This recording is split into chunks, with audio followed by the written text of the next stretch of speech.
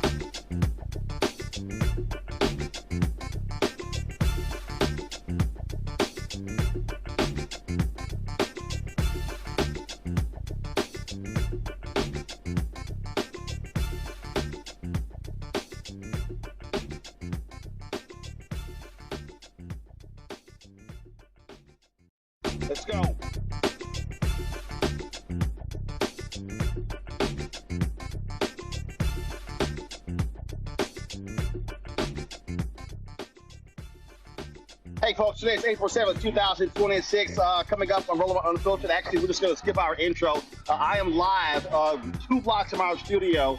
This is Lafayette Park, and you have of course, a number of protesters out here who are protesting the war in Iran. The United States, of course, aligning with Israel in this particular battle. And so we're going to be talking about that. Also, we're going to talk about the issue of voting that we've been dealing with as well. So let's do this here. Lots to talk about. So let's do this here. I want to go to my first guest, folks. Deal with Tennessee voters, of course, have been focusing on voter suppression in that state, where Tennessee, they are saying that a number of people may not be registered to vote. Let's pull up our guest right now. Amber Sherman, the Tennessee regional organizer for Black Voters Matter. They are expressing concerns regarding the need for Tennessee to have their own state voting rights act. Amber, we're hearing that in a lot of other places as well because not having the protections in the U.S. Supreme Court. Explain to the audience why there's a call for Tennessee to have its own voting rights act. Yeah, I mean, the main reason is because, we are waiting for the Supreme Court decision where Section 2 might get gutted. And so the best way to protect Tennesseans and make sure they have their rights to vote is to have a state voting rights act, which would put those federal laws actually into a state law that's protected. And so we won't have to worry about the many issues we're having with folks being able to vote, the access to vote. Just last month in Memphis and parts of Tennessee, people were checking their voter status and it wasn't coming up to the point where our Secretary of State himself, Trey Hargett, looked up his own voting record and couldn't find him either. And there was a glitch in the system and they had no protocol in place for when something like that happens. And so a lot of people are nervous that they aren't even going to be able to vote or that they're going to have another glitch on Election Day. And so how are y'all letting people know what's going on? Bottom line is Election Day, of course, is going to be in November. Republicans run Tennessee, so what you're describing may not happen. So we have 3 elections this year. The first one's actually on May 5th for local offices here in Memphis, and we are a Democratic stronghold. And so we want to make sure that, locally we have folks who can fight for us and make sure they're, putting our voting rights in the forefront. And we do have representatives who actually have been fighting for us for a few years. It just passed a huge bill, HB 687, for voting rights that would allow people who have had their voting rights taken away due to felonies to get their voting rights back, even for folks who are back child support. If you have child support that's behind and you're not on a payment plan that's active, you're not able to get your votes back. And so this would allow even those people, which would impact about 500,000 Tennesseans are being impacted by this because they can't get their rights back unless they have that balance paid off or they have their court costs and fees paid off. And now, as long as that person is current on both child support and court costs and fees, then they can get their votes restored.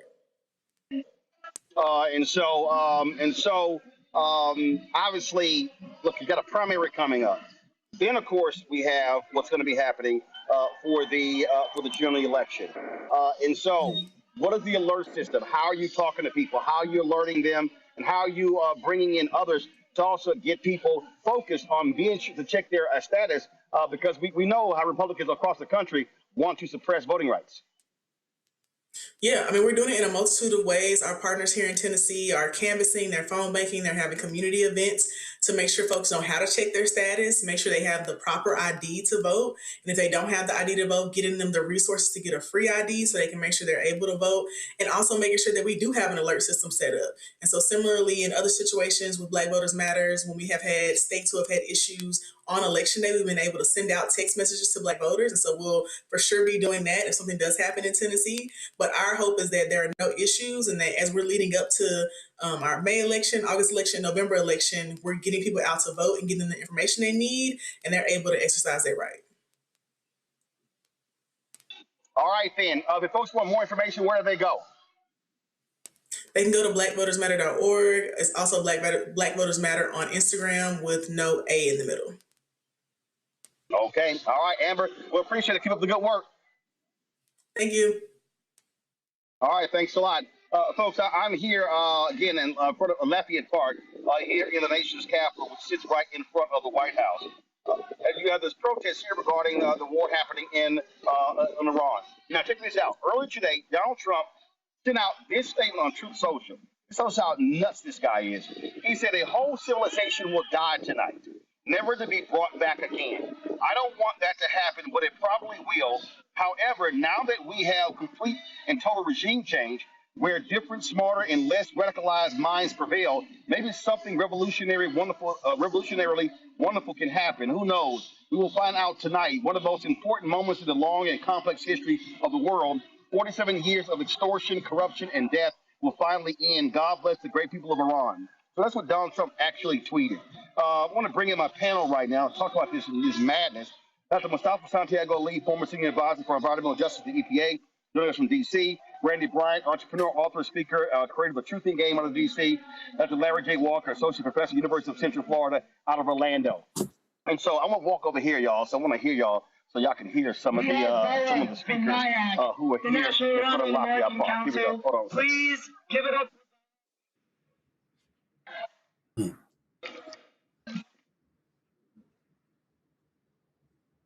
National Iranian American Council. The President of the United States just threatened the destruction of an entire civilization. Hi, how you doing? Hear me okay? What's that? A military target and a civilization.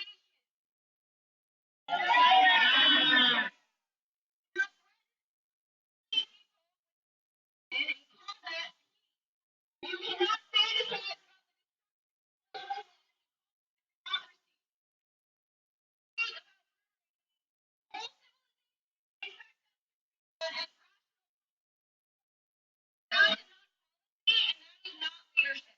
Right.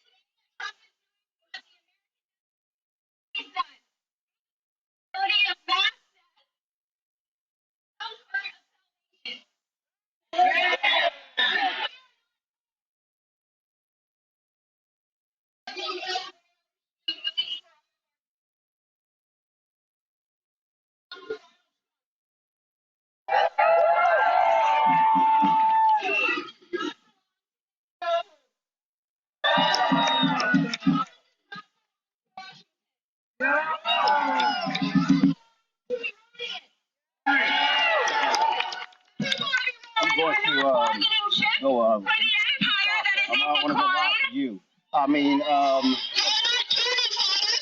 listen to that statement, Mustafa, to listen to Donald Trump post the end of a civilization.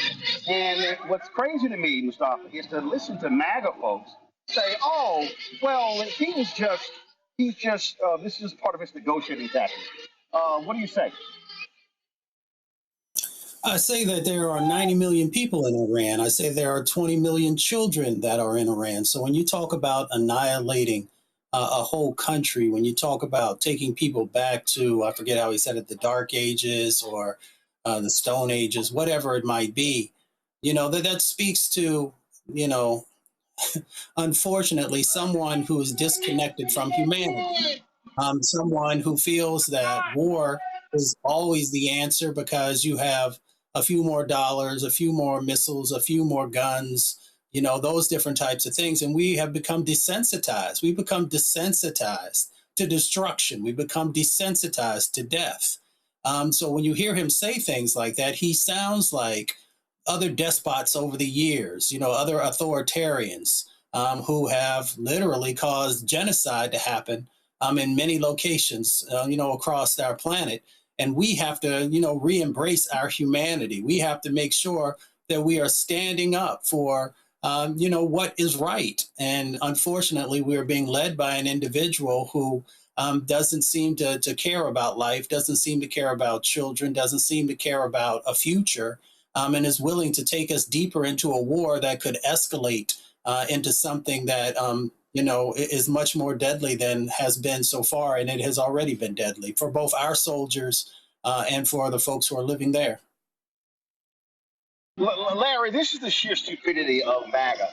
This is Clay Travis. He goes, Donald Trump has made hyperbolic comments as part of negotiating tactics for a full decade, especially on social media. And yet people still run around like insane people reacting to his posts on here.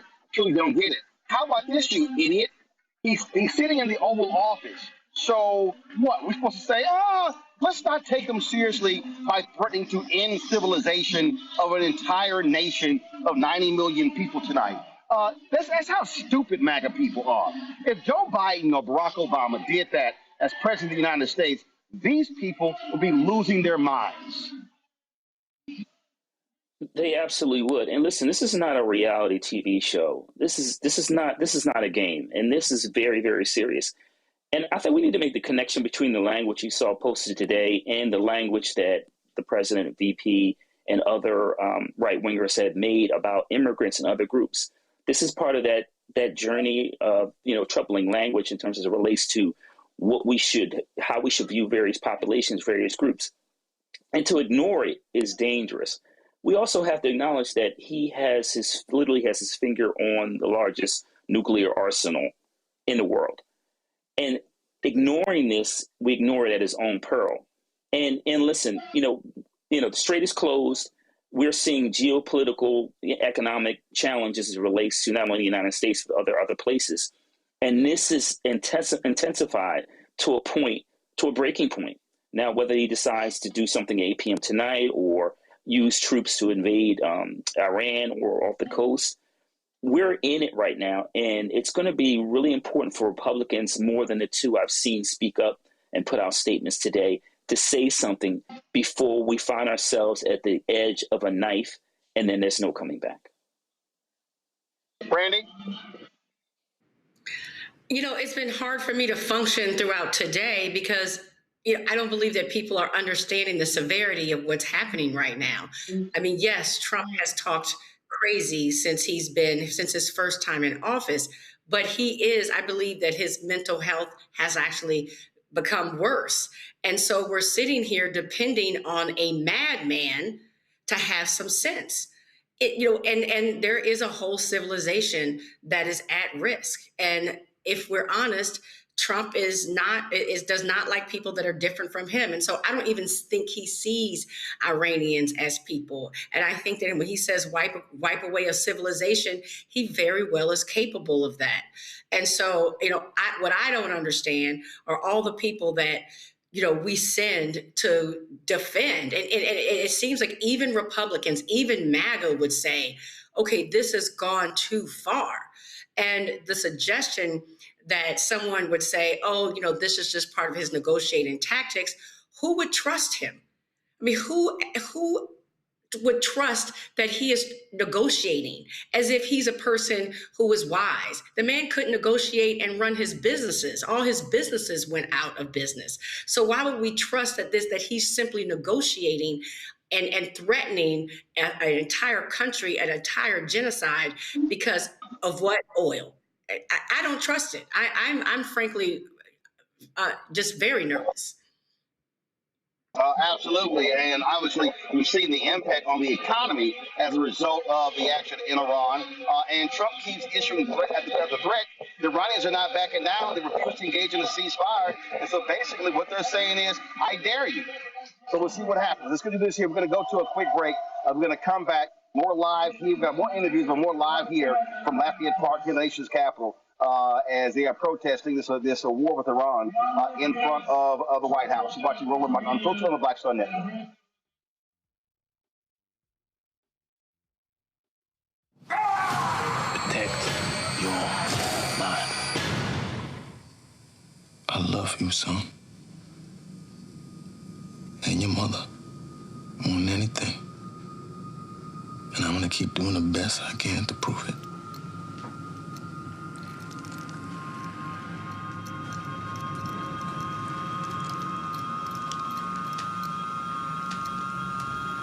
If you're seeing it in your mind, you can create it. Protect your mind, son. It's your greatest asset. Protect your mind.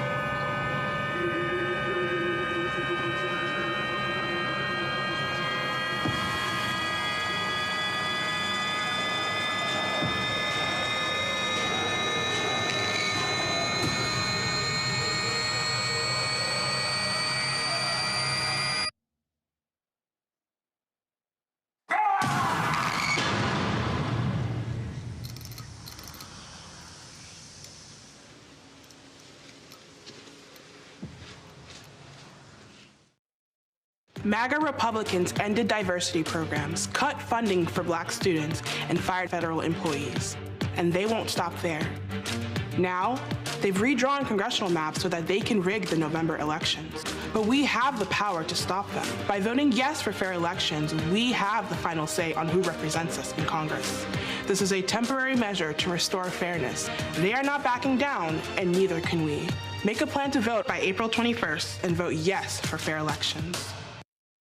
With medicine and science under attack, I want to keep you and your family informed and healthy.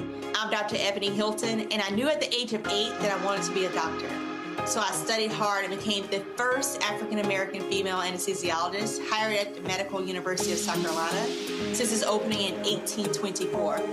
And I always say I was made into a doctor, but I was born to be a mom. And as a new mom, wife, sister, daughter, and friend, I understand how frightening a medical crisis can be. I care for individuals on some of the worst days of their lives, and it's my mission to provide you with a safe space to gain clarity on issues affecting your mind, body, and soul. I recognize that there are health disparities, particularly as it pertains to race, and I want to help bridge the gap between you and your healthcare providers. Join me every Thursday for Second Opinion on the Black Star Network, where each week I'll invite experts from various medical fields to share the latest health news. We'll discuss topics such as the vaccine debate, mental and sexual health, medical bias, infertility, menopause, andropause, nutrition, and aging. Together with my medical colleagues, we aim to provide you with a second opinion. Don't miss it, Thursdays only on the Black Star Network.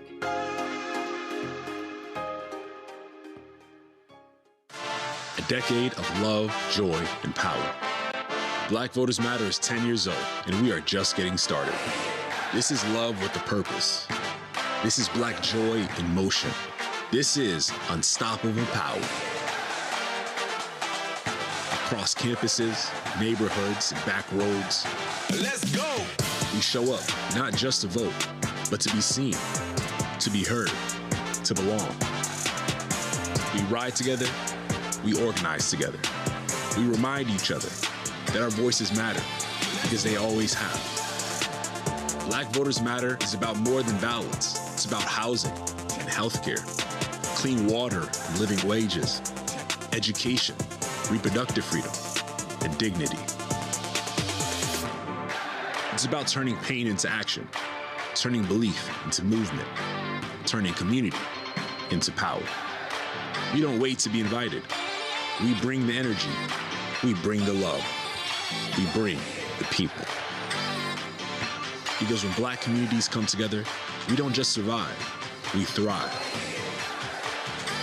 This is how change happens.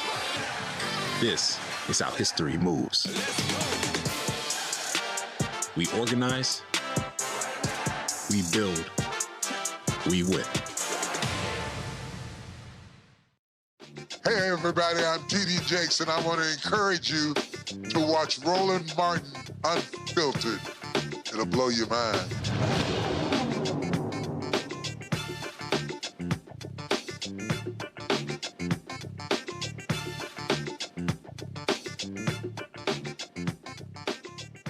All right, folks, welcome back here. We're at this rally in front of the White House. Let me flip this camera here so you guys can see the people out here. I'm also change the microphone so you can hear some of the speakers. Hold on one second. $400 million in weapons and shipping companies complicit in genocide. So we know to break these chains, to break the chains of imperialism, we need to expand our power, to expand our organizing right here in the Imperial Court. So to join the campaign, go to VRS divest.org, sign the petition, and reach out to the Palestinian youth movement to join us. Reach out to the Party for Socialism and Liberation. Reach out to Code Pink, to NIAC, to any one of the dozens of organizations here to continue this fight until Iran is free and until Palestine is free from the river to the sea.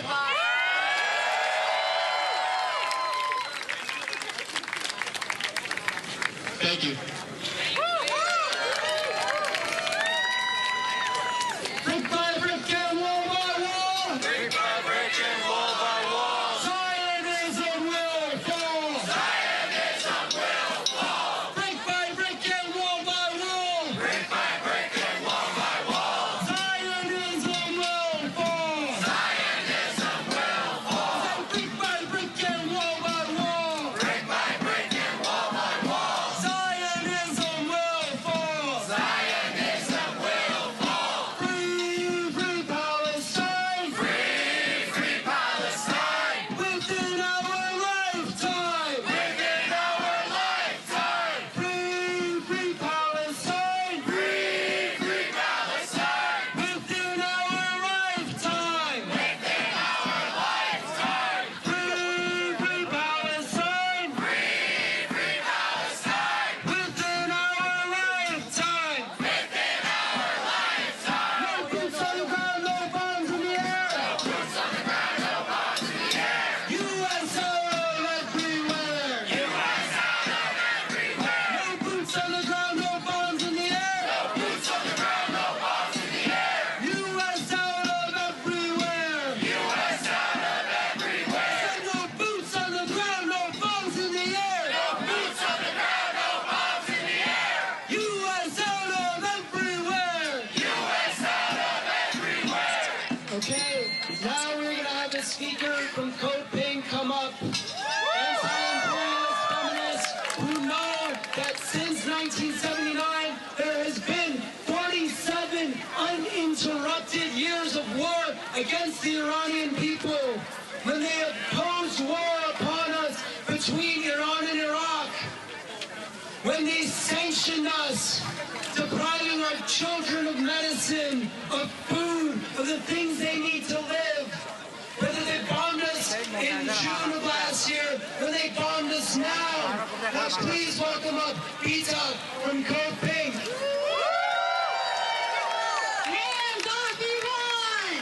Hands off Iran! Hands off Iran! Hands off Iran! Hello everyone, my name is Bita. I'm an Iranian American. I'm an organizer and volunteer with Code Pink. I stood in front of you all when this illegal attack on my homeland began. Today, almost 200 school children were killed by bombs. Bombs we pay for with our tax dollars. And today I stand here again as the President of the United States threatens to annihilate my people, my country. And still, none of this is surprising. Not only because for years, across administrations, when I see my friends from our region of the world, we don't greet each other anymore by saying, "How are you?" Instead, we greet each other by saying, "Have you heard from your family?" But also because this country is rooted in genocide. Talk about it!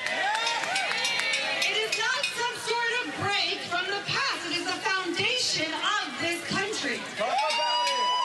And the Zionist apartheid regime occupying Palestine, Palestine operates on the same logic. Displacement, occupation, ethnic cleansing, all funded, armed, and protected using our tax dollars.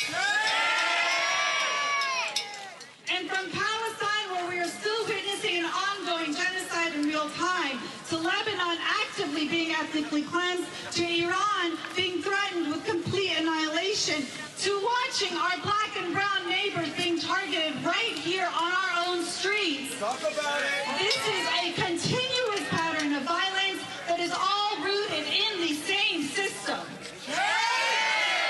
And guess what? Whatever part of that seems far away right now,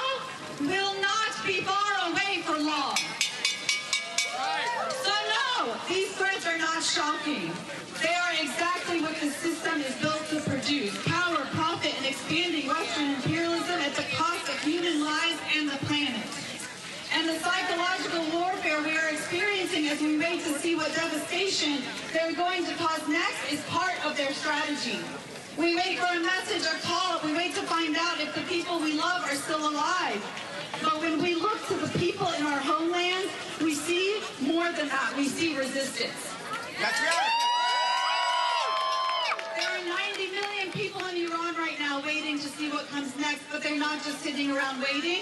There are images coming out of Iran right now. We see people standing strong. We see Iranians of all ages linking arms across the very bridges they're fighting to destroy. That is a lesson we have learned from every country threatened from these genocidal entities, and from watching as these politicians in suits who have had years to choose humanity instead of war repeatedly choose war. They choose profit. They choose to fund the killing of babies instead of funding our communities. Bring back the guillotine! War has long been bipartisan. The Epstein class has long been bipartisan. They write statements, they send tweets, and then they move on. It is our responsibility to keep up the pressure. They work for us.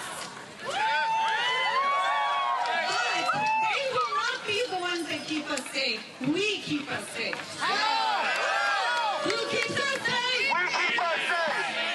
We've learned that we must be the ones that move us forward. It is our collective resistance that will shape what comes next. A future where human life comes before war, where money funds care and not destruction, and where people matter more than profit. So please, I thank every single one of you for being here today. But don't let this be something where you go home and you return to business as usual. Talk to someone, organize, build with your community, join movements, join organizations. Speaking of which, tomorrow, if you want to join us in the halls of Congress, you can meet us at 10 a.m. in the Rayburn building so we can keep up the pressure on these politicians that think they can tweet something and then go home. And on Thursday night at the House of Palestine, Coach Pink is doing a bird dogging training. So please join us for that at 5:30. Come and learn how to hold these people accountable and continue to connect with your communities and continue to get out on these streets. We cannot stay quiet. We are the ones that have the power. Who has the power? We have the power! Thank you. All right, I'm going to go back to our panel here. Let me say this here.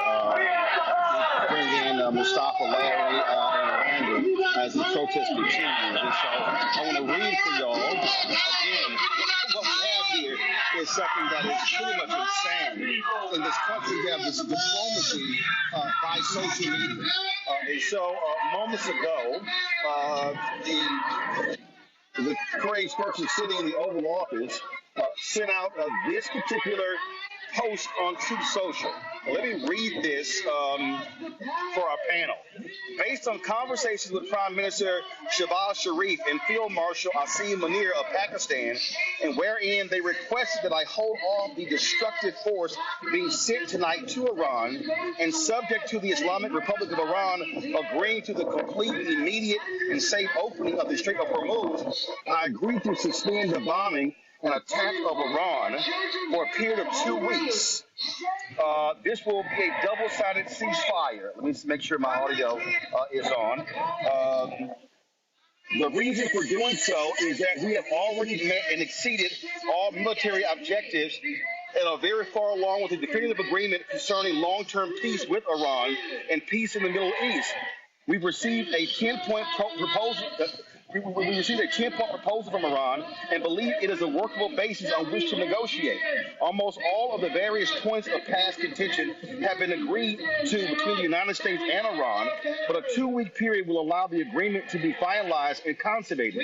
On behalf of the United States of America as president and also representing the countries of the Middle East, it is an honor to have this long-term problem close to resolution. Thank you for your attention to this matter, President Donald J. Trump.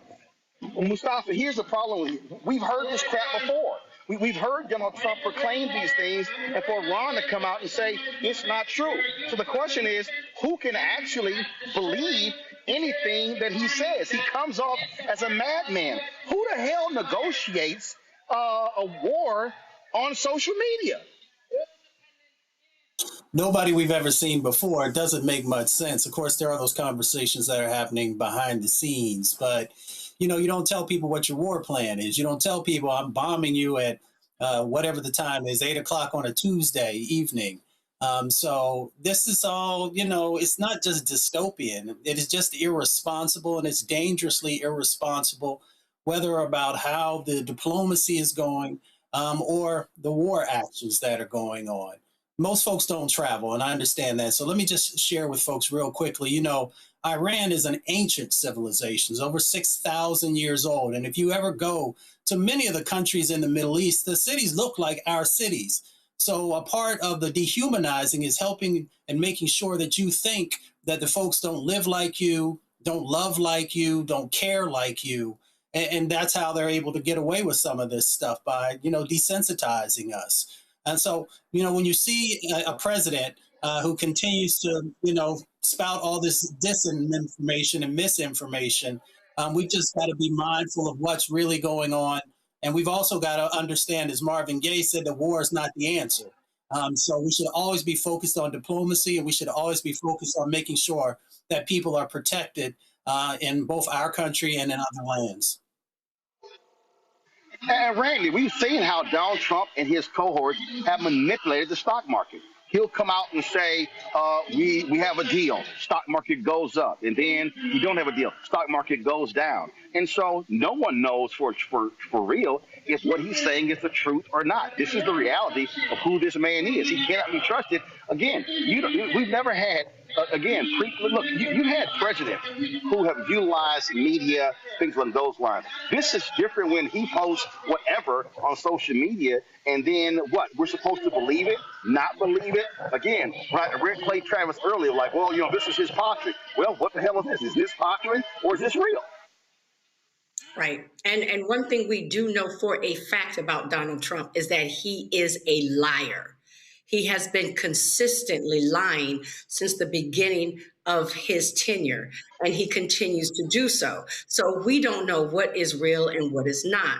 What we also know is that he is very focused on making money for himself and for his cohorts. And so he is manipulating the stock market. We cannot call it anything else but insider trading. We've seen how people have dumped stocks and bought stocks in concert with his demands and with his madness. And people are making, a lot of people are making a lot of money, as most Americans can't even afford to put gas in their tanks right now. There's so much going on that we don't even know what the reasoning is for us being in Iran. And the only people who support him are those who want to support him in whatever he does, including threatening to wipe out an entire civilization. Absolutely. And that really goes to it, Larry. You don't know what to believe. This man lies about lies. And so he could be posting this and then go, oh, that was our rules, we're still going to attack. But it is insane to think that someone is threatening to destroy an entire civilization. That is not the language that should be coming from a commander-in-chief. Not at all. And, Mustafa hit on, a number of important points in terms of how old Iran is as a civilization going back thousands of years. But Roland, this is a complete contradiction what we've heard not only in posts of social media, but the last couple of days in press conferences, when he's used very graphic language in terms of wiping Iran off the face of the earth. And these are not the kind of comments you hear from a country run by, led by someone who believes in democracy and fairness and international law. And you've heard many commentators talk about not only the language and possible actions will be war crimes. And I think this is a really important point that shouldn't be lost on when we talk about the rhetoric. The other important point, Roland, as relates to that statement is the strait is not open. And they're not going to open the strait because it is a strategic they have a strategic stranglehold on maintaining or keeping the United States and Israel in terms of some of these attacks to at least minimize them and protect the nation. So they're not going to open a strait, and they may never. It is straight in terms of who passes in and out. May never be the same regardless of whatever agreement is reached to in a couple of weeks, couple of months, or a couple of years. But the bottom line is that this is a very dangerous time. In a couple of days, he could decide to use soldiers to invade Iran. We don't know. I mean, we've heard everything's a 360. One day you hear destroy, next day is we got a peace agreement. And the 10-point plan that he's talking about with Iran, they're going to want each action item. And I'm not quite sure as president or whoever's negotiating on behalf of the United States that he would agree to it. And so we're going to find ourselves resetting on this issue in the next 24 to 72 hours. Absolutely. So I just want to give folks again another shot here. So you'll see here, we are here on what we call Black Lives Matter, what used to be here, but the Republicans forced the city of Washington, D.C. To take it up. And so this is literally one block from the White House. And so you got the hotel here. So you see in the back there. So the protesters are standing here along the street of 16th and H. Now, protests used to take place in Lafayette Park, but Donald Trump, it's like the first time they have cordoned off Lafayette Park. And so you used to have protests take place literally right in front of the White House. But Donald Trump has refused to allow that to happen. Let me just give y'all a sense of now what this looks like. They are two sparks of the same light. This wasn't here when Joe Biden was here. But this is what Trump has decided to put back since he came back. So you see they've erected this huge fence right here that sits in front of Lafayette Park. And so, and you see them, of course, they've been destroying, they've destroyed the East Wing, and so they have blocked off Lafayette Park. And so protests used to take place right here in this park, right in front of the White House. And so you see, I'll zoom in, you might see that tall fence that was there. Of course, that was put up the first time Trump was here because he was too scared of protesters. And so as a result, what they've done is they've now erected this. And so folks are protesting here, right here at 16th and H. And so this has really become the place where folks protest because, as you see, they're completely taken over Lafayette Park, where people used to be able to go. And so if you came to Washington, D.C., you used to be able to go and let me see if I can raise this stick up any higher, go above the fence line. And so you'll see right here, they used to be able to go in front, be able to protest right in front of the White House, but not anymore. So you have all of this construction that exists right here. And so even if you go on the side of the Treasury Department over there, you're really going to be on the street there. And then over here, where the old executive office building is. And so you no longer have it where you can actually protest directly in front of the White House. And so you see folks are right here banging on this fence and screaming. And it was to the point that when Nixon was president and other presidents, they could be protesting in front of the White House, and they could actually hear them inside of the White House. But you now have some distance from the location. So I'm going to switch my microphone, and you can hear the folks.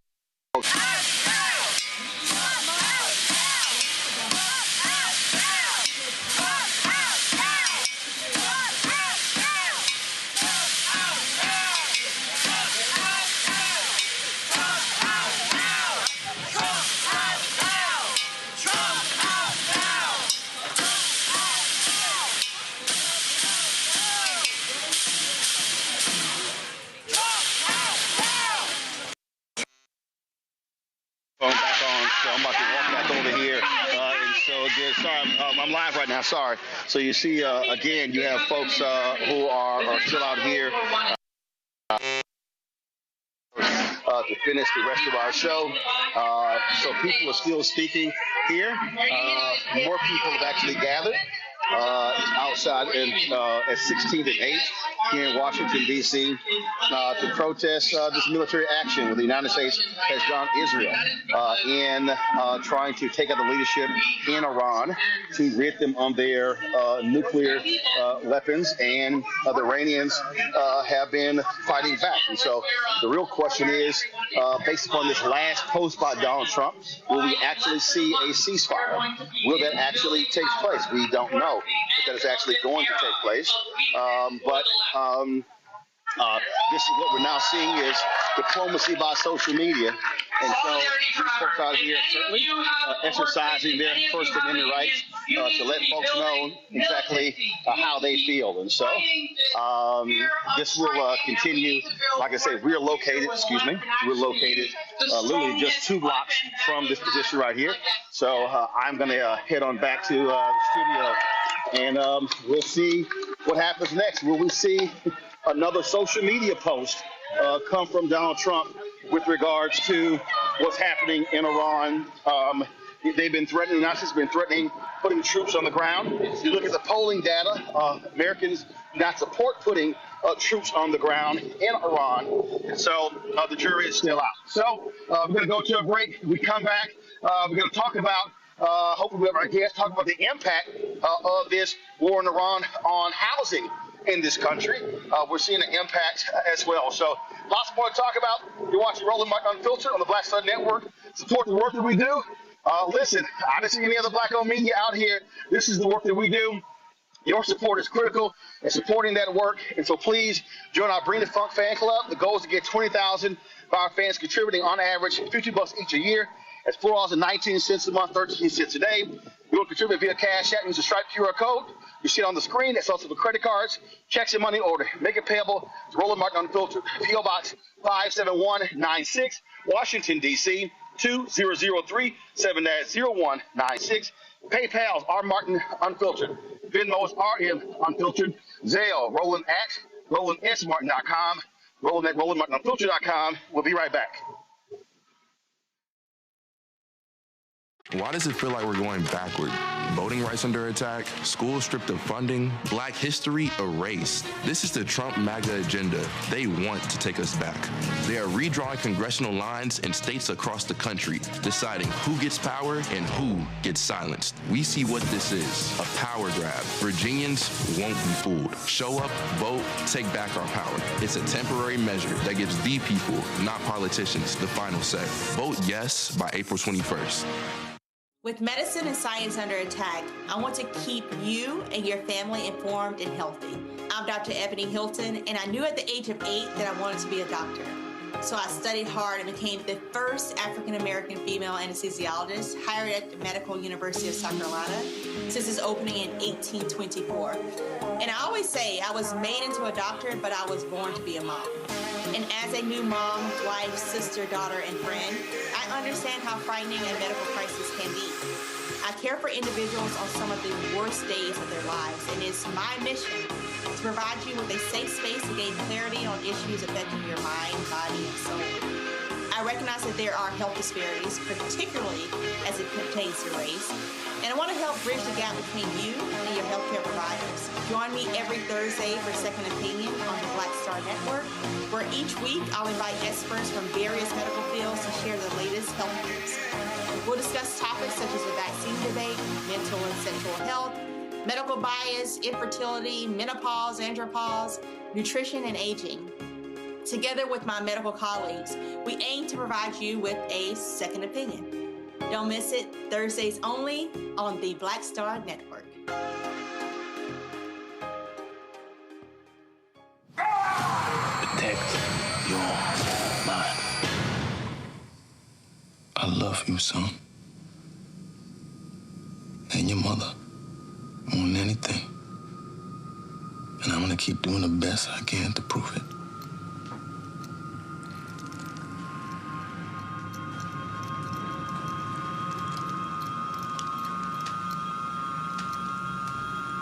If you're seeing it in your mind, you can create it. Protect your mind, son. It's your greatest asset. Protect your mind.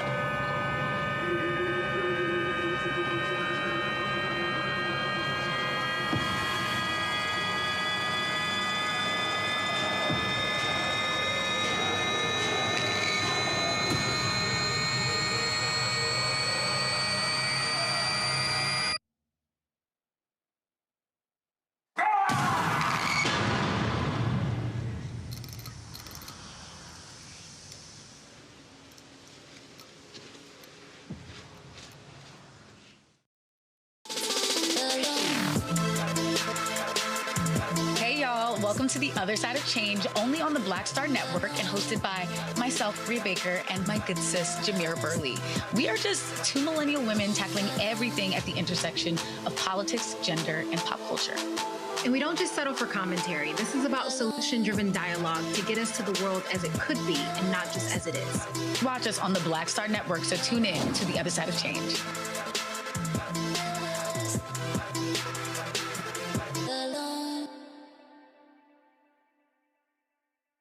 Virginia, we are counting on you. Republicans want to steal enough seats in Congress to rig the next election and wield unchecked power for 2 more years. But you can stop them by voting yes by April 21st. Help put our elections back on a level playing field and let voters decide, not politicians. This is the responsible thing to do. Help us chart a better path forward, Virginia. Vote yes by April 21st. A decade of love, joy, and power. Black Voters Matter is 10 years old, and we are just getting started. This is love with a purpose. This is Black joy in motion. This is unstoppable power. Across campuses, neighborhoods, and back roads. Let's go! We show up, not just to vote, but to be seen, to be heard, to belong. We ride together. We organize together. We remind each other that our voices matter, because they always have. Black Voters Matter is about more than ballots. It's about housing and healthcare, clean water and living wages, education, reproductive freedom, and dignity. It's about turning pain into action, turning belief into movement, turning community into power. We don't wait to be invited. We bring the energy. We bring the love. We bring the people. Because when Black communities come together, we don't just survive, we thrive. This is how change happens. This is how history moves. We organize, we build, we win. I'm Ryan Wilson, CEO and co-founder of The Gathering Spot, and you're watching Roland Martin Unfiltered on the Black Star Network.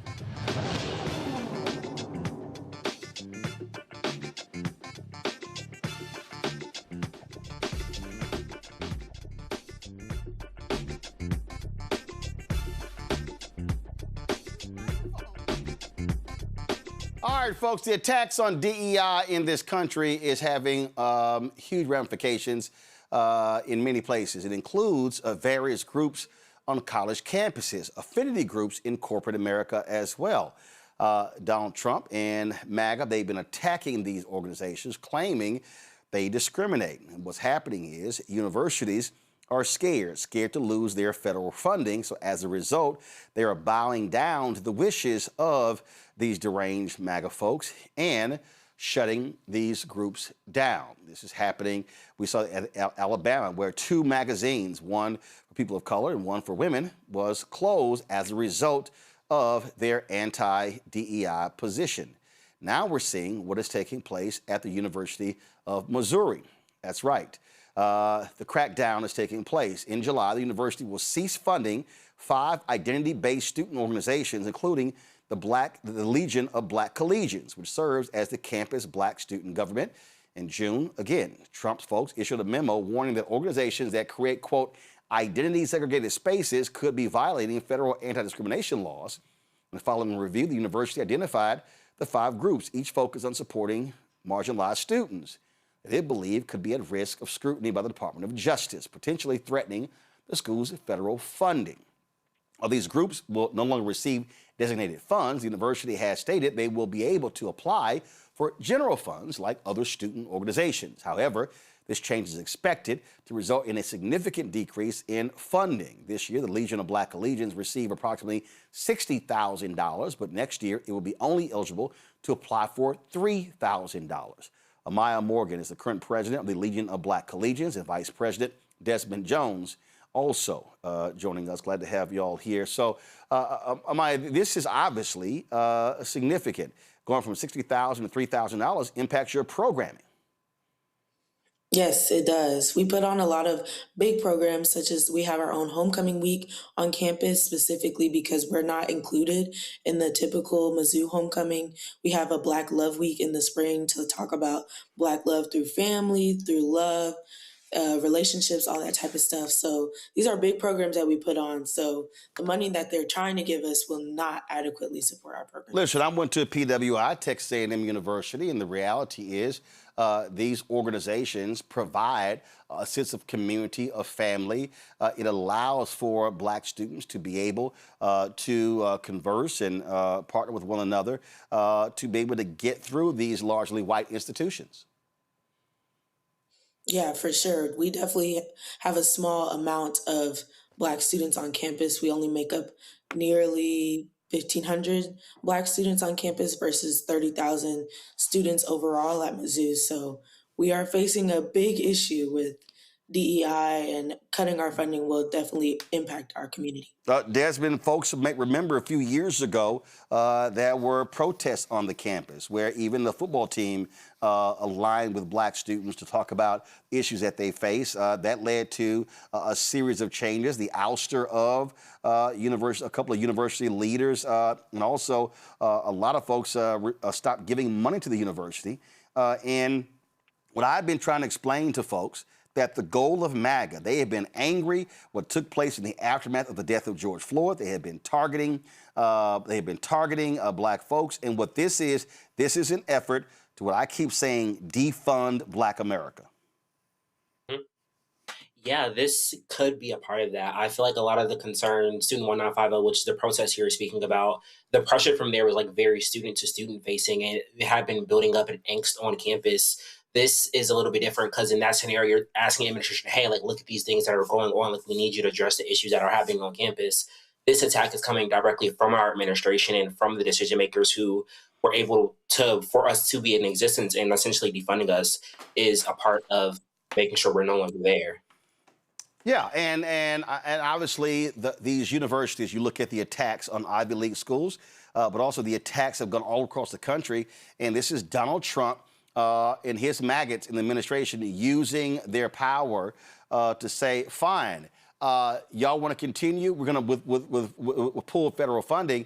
And Desmond, we're talking about universities. That's all research dollars. That's a whole lot of different areas, millions upon millions of dollars. And that's why universities are capitulating. Yeah, one of the things that we addressed in our meeting was like funding concerns about like where our money will be reallocated to. One of the big concerns that we had is registering as an RSO, which would be the next option that they gave us.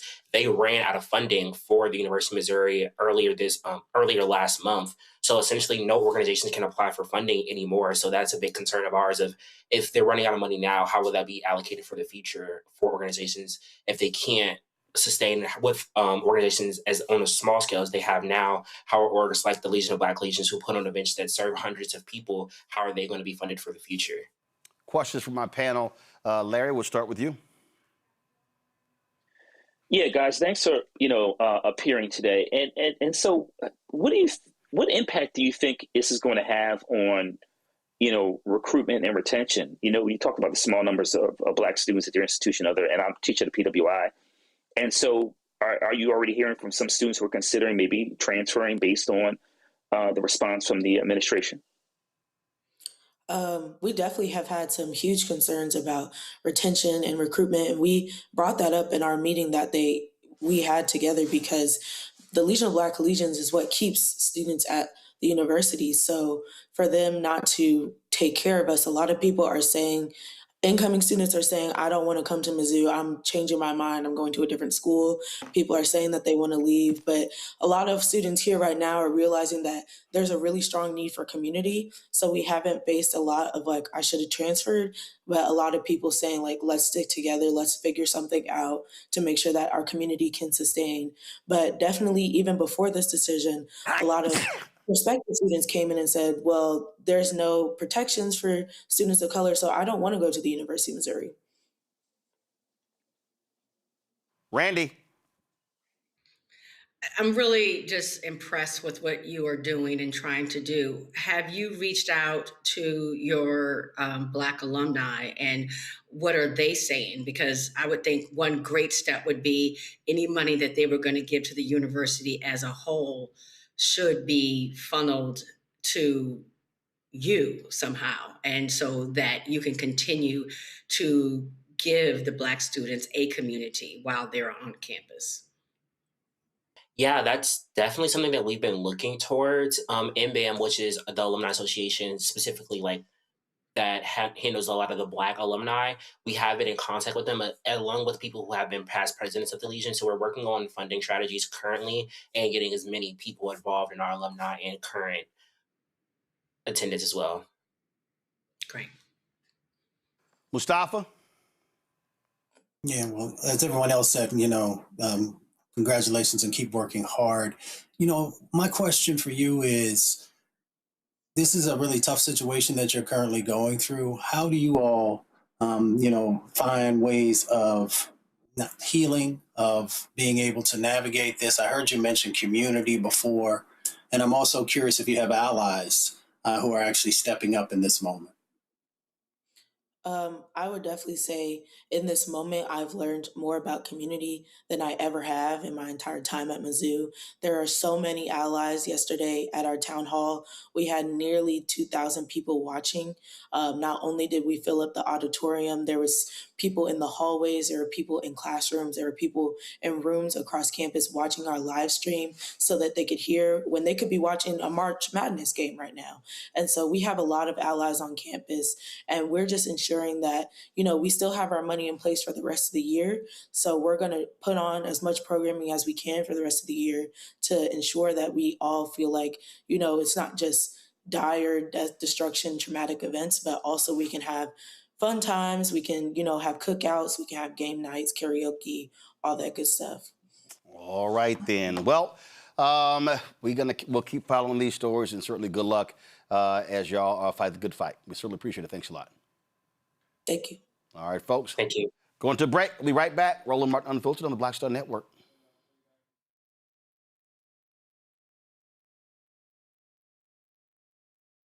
Why does it feel like we're going backward? Voting rights under attack, schools stripped of funding, Black history erased. This is the Trump MAGA agenda. They want to take us back. They are redrawing congressional lines in states across the country, deciding who gets power and who gets silenced. We see what this is, a power grab. Virginians won't be fooled. Show up, vote, take back our power. It's a temporary measure that gives the people, not politicians, the final say. Vote yes by April 21st. My name is Bill Duke, and you're watching Roland Martin Unfiltered.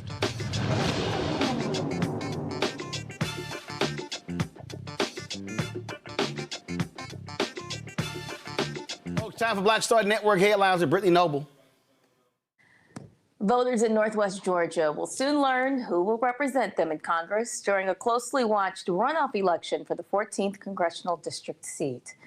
In the special election, voters are deciding who will succeed Republican Marjorie Taylor Greene, a former Trump loyalist who left Congress after a dispute with President Donald Trump.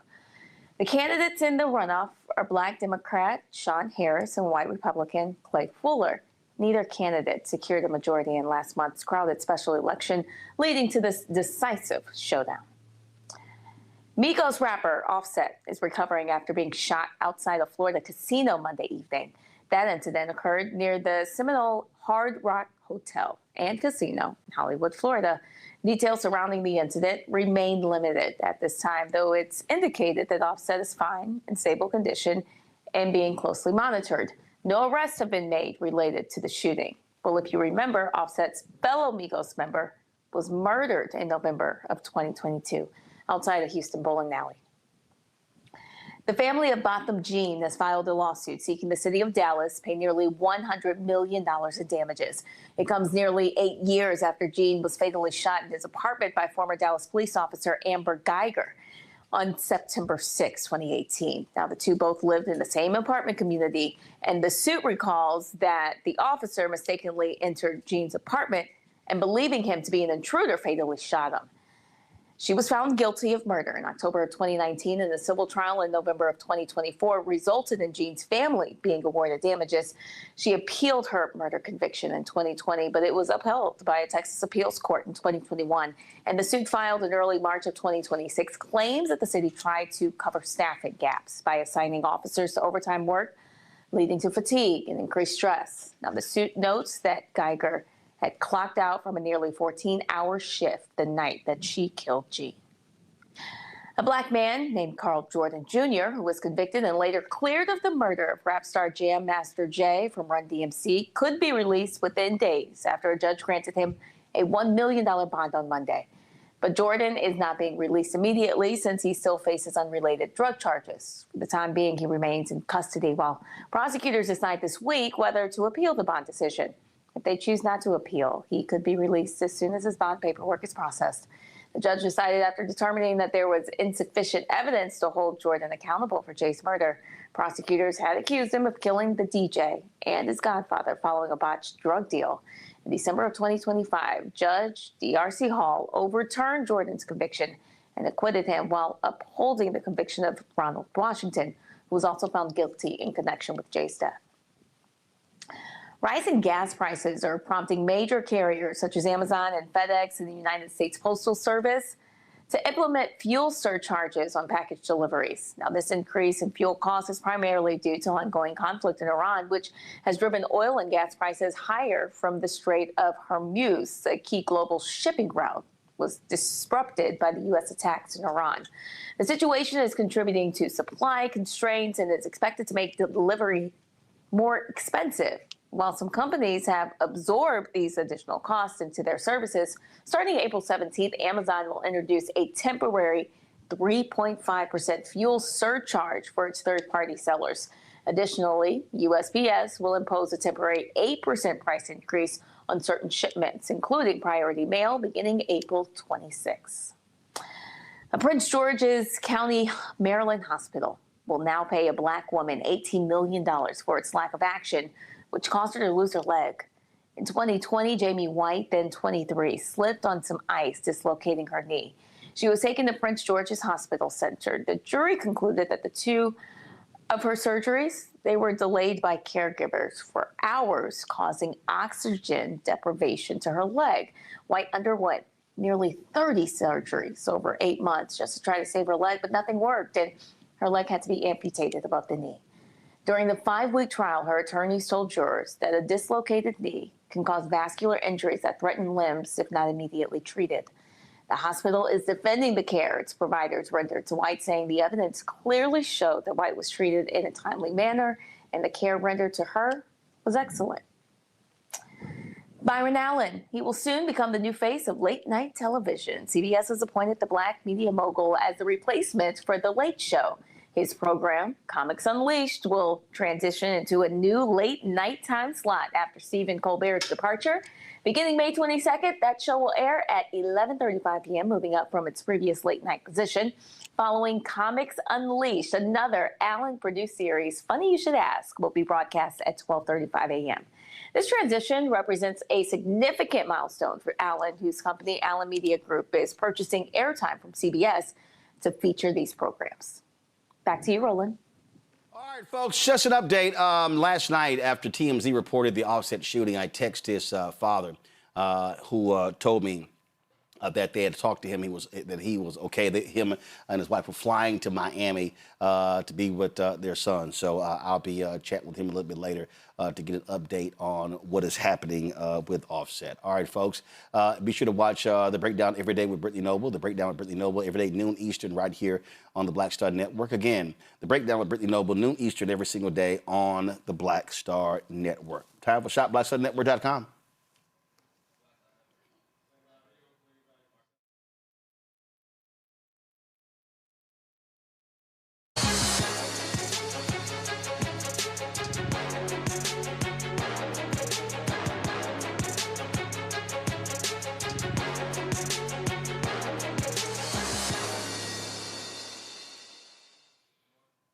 All right, a lot of people talk about sustainability, and you'll certainly love my next guest who has turned this concept into wearable art. Made in Denim is an artisan jewelry brand that transformed recycled denim into unique modern pieces while helping to reduce textile waste. Tiffany Milan starts each piece with reclaimed denim, which she reimagines into textured, soulful, and contemporary designs. She joins us now from Brooklyn. Glad to have you here. All right, so it's all jewelry pieces that are out of denim. Can you hear me? Yeah, I can hear you. Can you hear me? Yeah, I got you. Go ahead. So these are all jewelry pieces, and the base of them is denim. Yes. All right. So I construct all of these pieces from recycled denim. I do the metal work as well. And I infuse recycled denim into different types of metals. I use gems, wood, leathers, and all other types of goods to produce this beautiful jewelry. Where'd you get the idea? I used to be a denim buyer, and I always used to wear, very large pieces of jewelry. And I had actually gone to one of my vendors, and in his studio, he had a 20-foot pile of denim, and expressed that with all of the scraps that they maintain, they send it off to third world countries, and it stays in their landfills for over 40 years. So that guilt of, what we used to do is cut up pieces of denim, sometimes just take by competitive market pieces and then throw it in the trash.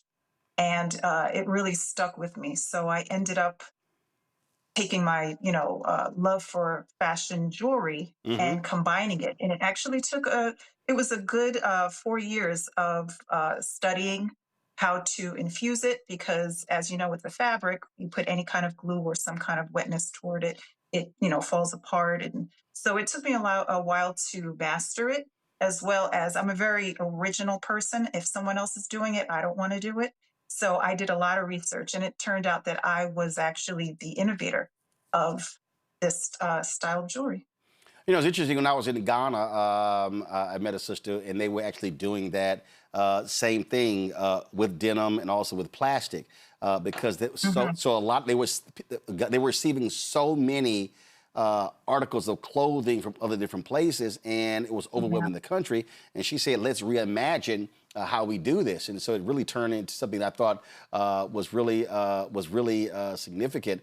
And so, when did you first start doing this? And what was the reaction from friends, families, and others? So I came up with the idea in 2008. And after, like I said, trying to master and see how it would work best, I launched my company in 2010. My mom is my biggest fan. She absolutely loved it. And, she wears denim all the time. And it was different to accessorize with something. People, they sell denim handbags and shoes, but no one had really done denim jewelry before. So she actually was, out and being my publicist and telling people about my brand. And I just did a lot of my own, work as far as pushing and trying to get people to see it. I joined Etsy because it was more of a hobby when I first started. Right. And I was the only person on that platform in 2010 who was doing denim jewelry. And then I started to see people follow afterwards. But still to this day, no one is doing it the way that I am. The way that I'm infusing it, it's more of an upscaled version of being able to wear denim, as opposed to, I'm into, definitely into recycling, and denim does have a rugged look to it. Right. But to have it more classy where, I'm dressed up today and I'm wearing it in an elevated way. So we got, of course, we got the denim earrings right here, and then we've got the the necklace right here, and then of course the for the wrist as well. All right, pretty cool here. Questions from the panel. Randy, you first. I love the jewelry you have on right now. Roland, it's funny you mentioned Ghana, because I was thinking about the upcycling. I saw the exact same thing with the jeans.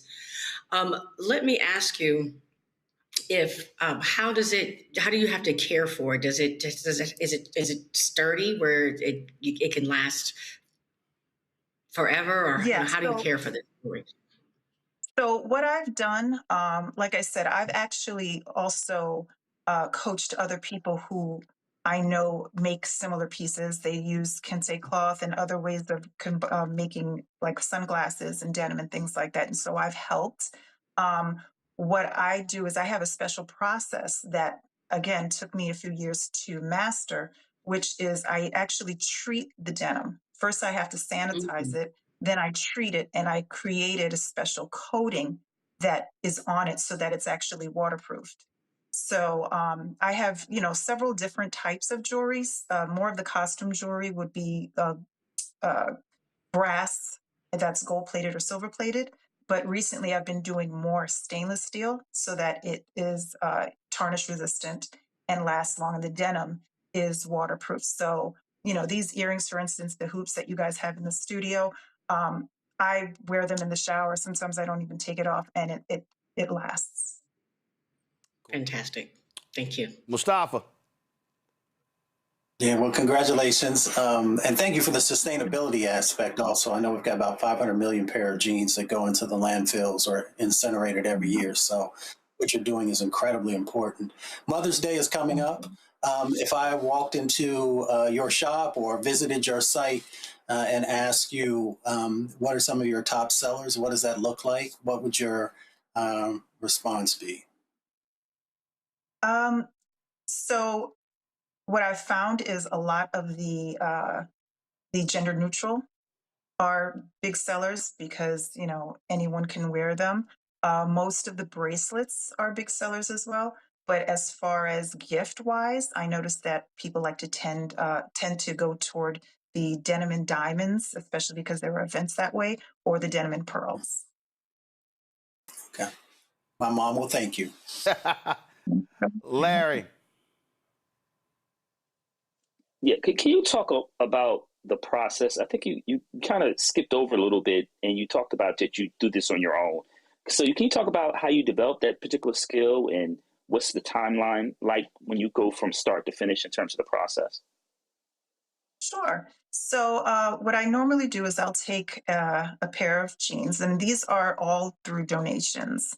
I highly encourage thrifting. If you have a pair of jeans that don't fit you, I encourage that someone else can wear those, and that's fine. What I use are the ones that would end up in a landfill, which are, torn jeans, a lot of children's jeans, things that would, thighs rubbed out, maybe damage to it with some sort of paint or something. So those I take, and then I have to establish what the fabric is actually consists of. So more of 100% cotton works best for me than anything that has a lot of spandex and lycra in it. And those are actually the ones that take the longest to break down in the landfill. So once I established that, I sanitized the denim, and then I created my own special coating that after I wash it, I place that coating on it, and then I have to put it through several ovens and heat treatments to make sure that it adheres. And then from there, as far as the jewelry pieces are concerned, those are all pre-made. So I make all of the metal work prior to the denim. And then once I figure out what style I want to do, because I do use different washes. I'll do acid wash for some some medium wash, dark wash. It all depends. Some denim that's fun to do is, things that have patterns in it, like a leopard print denim. And then I go from there and match it to the metalwork. And then I use another type of adhesive that I had to create and start to infuse it into the metal. And it's my finished product. All right. Well, folks, listen, if y'all want to check out Tiffany's work, just do me a favor. Go to shopblackstarnetwork.com. Her items are right there on our shopblackstarnetwork.com website. You see it right there. You see all the different items. Go ahead and scroll. Keep going. You keep going. And so you can go there right now to check out her work and get Maiden Denim. So trust me, some great work there. And again, you can support her brand. You can support the other Black-owned companies that are on there as well. Tiffany, I appreciate it. Thanks for joining us. Thank you so much. All right, then. And so good luck with it. So again, folks, go to shopblackstarnetwork.com. Support all our Black-owned businesses. We created this shopping place for you to be able to support Black-owned companies. So you can check out jewelry and skincare products and all kinds of stuff right there. Go to the marketplace section right there. Shopblackstarnetwork.com.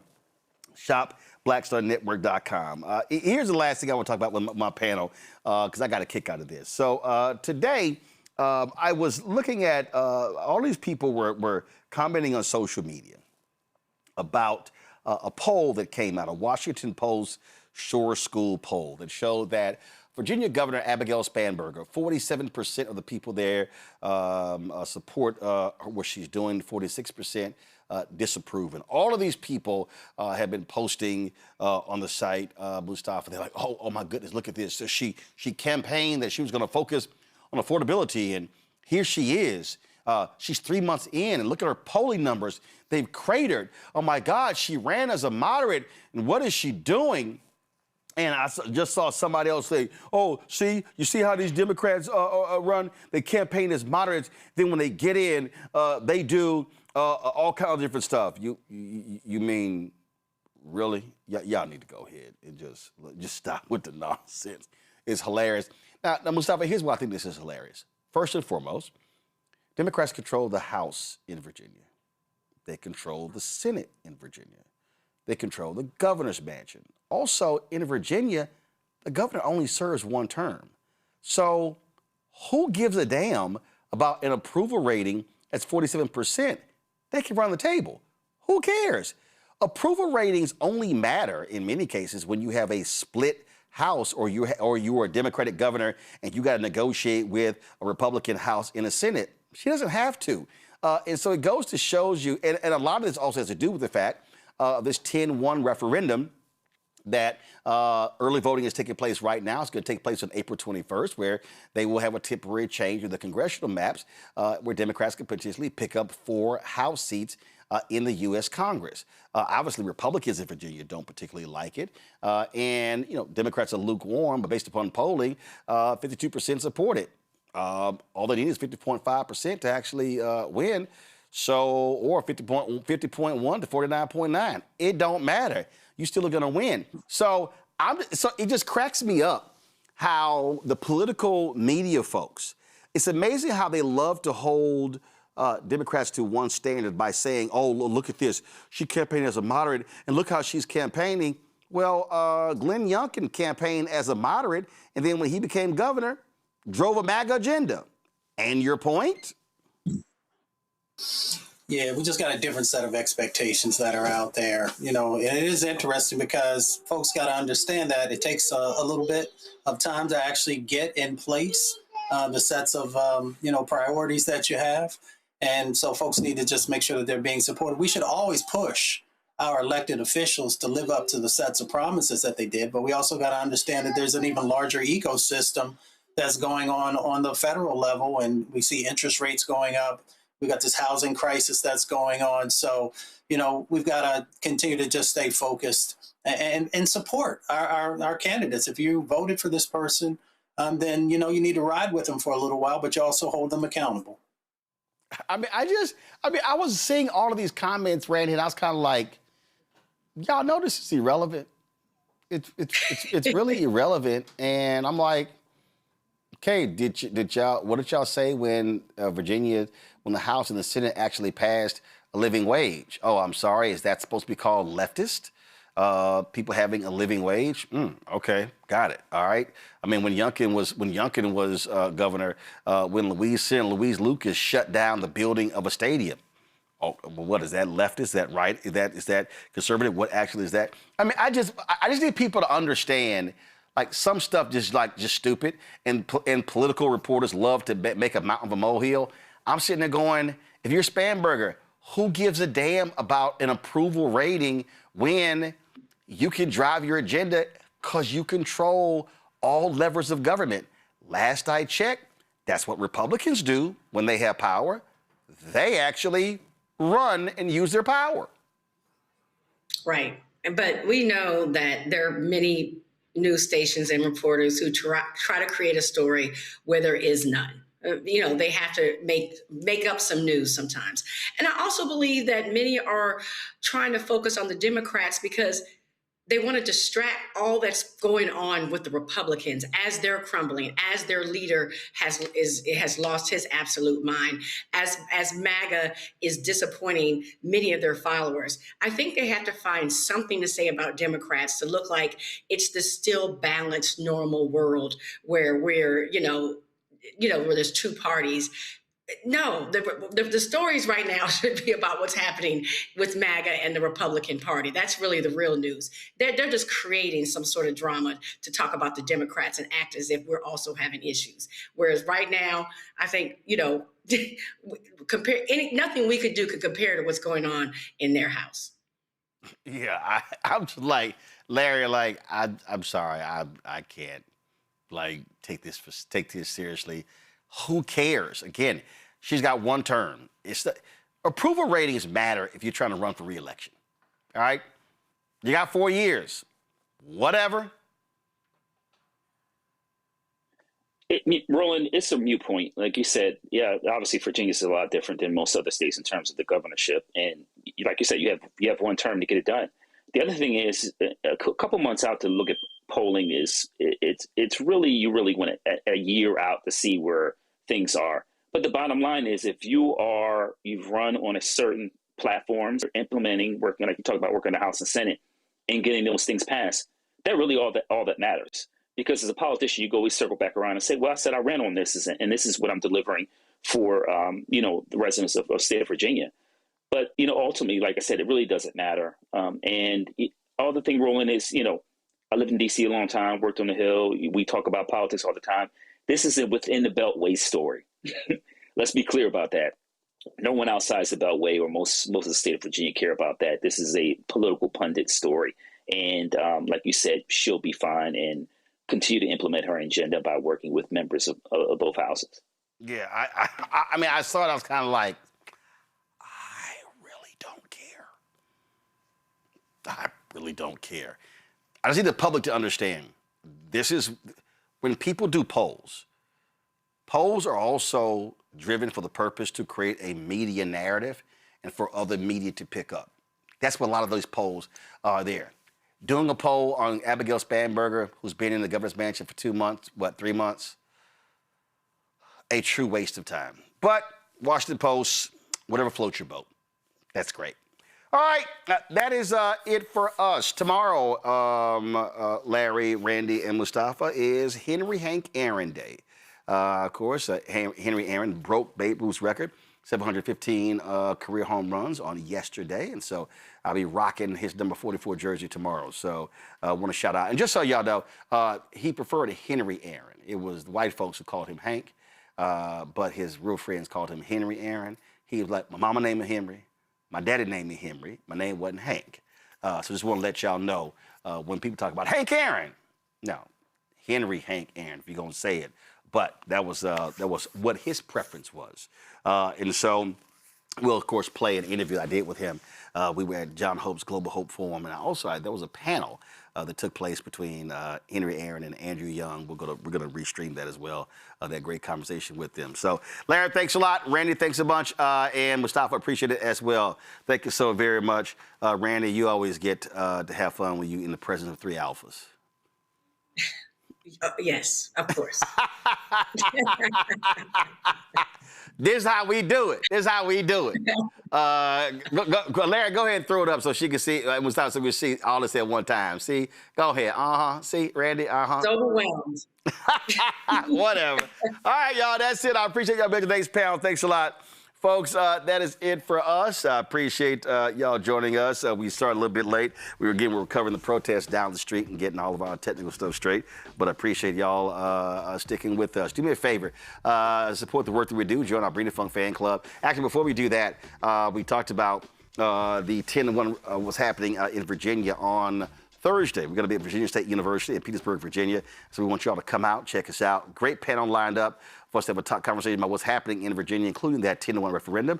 Then, of course, Norfolk State will be there at Front Live doing the show on Friday. Look forward to that as well. So Virginia State on Thursday, Norfolk State on Friday. Folks, support the work that we do. Join our Brittany Funk fan club. Your support is critical to the work that we do. You want to contribute via Cash App, use the Stripe QR code. You see it right here. Also, that's for credit cards, checks, and money order. Make it payable to Roland Martin Unfiltered, P.O. Box 57196, Washington, D.C., 200370196. PayPal, R. Martin Unfiltered, Venmo, RM Unfiltered, Zelle, Roland at RolandSMartin.com, Roland at RolandMartinUnfiltered.com. Yo, get our Black Star Network. Actually, download the app. Download the Black Star Network app. Apple phone, Android phone, Apple TV, Android TV, Roku, Amazon Fire TV, and Samsung Smart TV. Be sure to get our swag. Yo, I'm telling y'all, and I want to see y'all. Y'all send me an email or post it on social. I'll give you a shout out. We got our great shirts. Don't blame me. I voted for the black woman. MAGA chose between woke or broke. They chose broke. Black-owned media matters. How you died does not redeem how you lived. You go to get our hats and shirts and zip-ups, all that good stuff. Go to shopblackstarnetwork.com. Lots of great products on the site. And, of course, if you want to support our black-owned businesses, a lot of great businesses. Mate and Denim, we just had them on the show. Go to our marketplace right there on shopblackstarnetwork.com. When you are buying products there, you're supporting this show, you're supporting these black-owned companies. We do this to give folks a platform to sell their goods. Because, listen, a lot of these black-owned companies do not have not just big marketing budgets, they don't have any marketing budgets at all. So the ability for us to be able to promote them is important, and of course for you to be able to support them as well. We got some great stuff in there, stuff that you always get, like toilet paper. Leafy toilet paper is there. They have tissue as well, and we got other products. I mean, car wax solutions, car cleaning solutions. I mean, hair care products, skin care products, all kind of great stuff. And so we want y'all to check it out right there on shopblackstarnetwork.com. Be sure to look at the breakdown with Brittany Noble every day, noon Eastern, right here on Roland Martin Unfiltered. Remember, our new health show, Second Opinion with Dr. Ebony Hilton, drops every Thursday on the show as well, on the network as well. And so support the work that we do. All right, y'all, that's it. I'll see y'all tomorrow right here, Roland Martin Unfiltered on the Black Star Network. Holla!